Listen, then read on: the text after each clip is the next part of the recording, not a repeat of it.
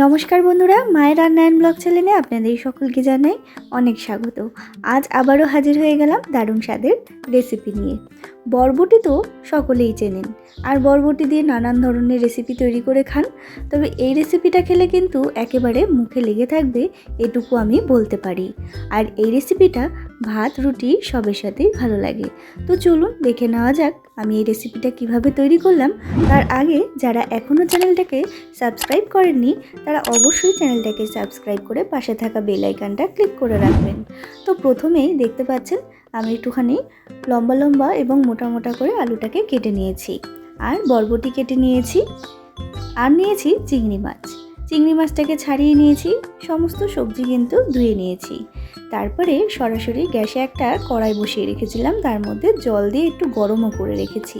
তার মধ্যে দিয়ে দিলাম পরিমাণ মতো লবণ। লবণটা দিয়ে বরবটি আর আলুটা দিয়ে কিন্তু একটু সেদ্ধ করে নেব ঢাকা দিয়ে, তাতে কিন্তু ভালো মতো সেদ্ধ হয়ে যাবে। ওই ধরুন 3 থেকে 4 মিনিট মতো সেদ্ধ করে নিয়েছি। আর আলু আর বরবটিটা কিন্তু 70 to 80% সেদ্ধ হয়ে গেছে, দেখে বুঝতেই পাচ্ছেন। এরপরে কিন্তু আমি নামিয়ে জল ঝরিয়ে নেব। তো ওইদিকে বরবটিটা কিন্তু জল ঝরাতে রেখে দিয়েছি। এদিকে গ্যাসে আবারও একটা কড়াই বসিয়ে রেখেছিলাম। কড়াইটা কিন্তু বেশ গরমও হয়ে গেছে। দিয়ে দিলাম পরিমাণ মতো সর্ষের তেল। পুরো রেসিপিটা আমি সর্ষের তেলেই করছি। তেলটাও গরম হয়ে গেছে। তেলটা গরম হয়ে গেলে দিয়ে দিতে হবে পরিমাণ মতো লবণ। লবণটা দিয়েই দিয়ে দিচ্ছি আমি চিংড়ি মাছগুলো।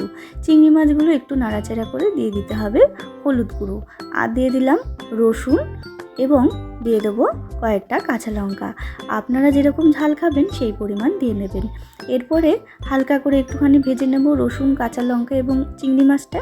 আর চিংড়ি মাছ কিন্তু আপনারা সকলেই জানেন খুব বেশি ভাজলে একটু শক্ত হয়ে যায়, চিংড়ি মাছটা একটুখানি কমই ভাজবেন। এরপরে তেল ছেঁকে তুলে রাখছি, ভাজা হয়ে গেছে।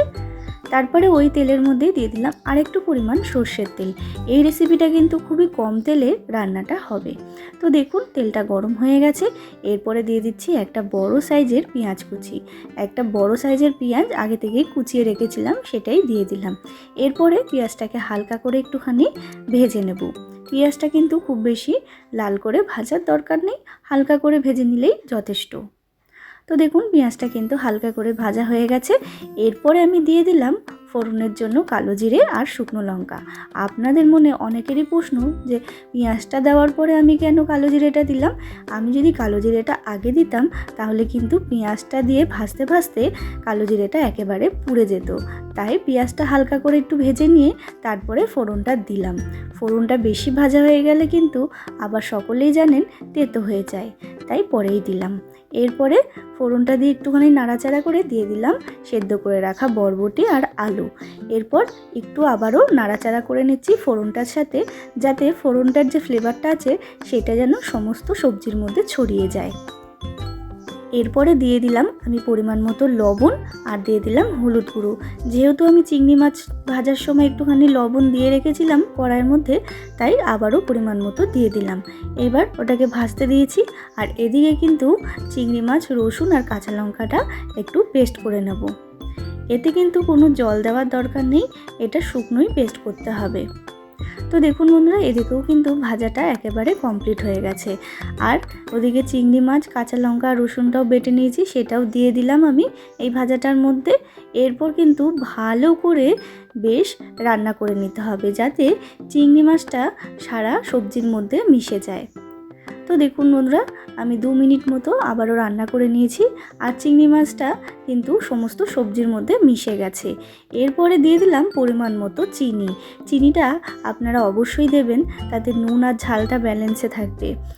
তো দেখুন বন্ধুরা, আবার একটুখানি নাড়াচাড়া করে নিচ্ছি। আর আমার কিন্তু একেবারে রেডি হয়ে গেছে এই বরবটি আলু দিয়ে চিংড়ি মাছ দিয়ে তরকারি। এই রেসিপিটা বাড়িতে অবশ্যই বরবটি দিয়ে করে দেখবেন, ভীষণই ভালো লাগে। রুটি, ভাত সবের সাথেই কিন্তু এই রেসিপিটা ভীষণ ভালো যায়। তো বন্ধুরা, রেসিপিটা কিন্তু তৈরি হয়ে গেল। আর বাড়িতে কিন্তু অবশ্যই এই বরবটি দিয়ে, আলু দিয়ে এবং চিংড়ি মাছ দিয়ে এই রেসিপিটা তৈরি করে খাবেন, ভীষণই ভালো লাগবে। সকলেই কিন্তু এই রেসিপিটা ভীষণ পছন্দ করবে। আমার এই রেসিপিটার মধ্যে যদি কিছু ভালো লেগে থাকে তাহলে অবশ্যই একটা লাইক, শেয়ার করবেন আর কমেন্ট করে জানাতে ভুলবেন না। আর যারা এখনও চ্যানেলটাকে সাবস্ক্রাইব করেননি তারা অবশ্যই চ্যানেলটাকে সাবস্ক্রাইব করে আমার পাশে থাকবেন নিত্য নতুন ভিডিও দেখার জন্য। আবারও হাজির হয়ে যাব নতুন কোনো রেসিপির সাথে। ততক্ষণের জন্য ভালো থাকবেন, সুস্থ থাকবেন। ধন্যবাদ।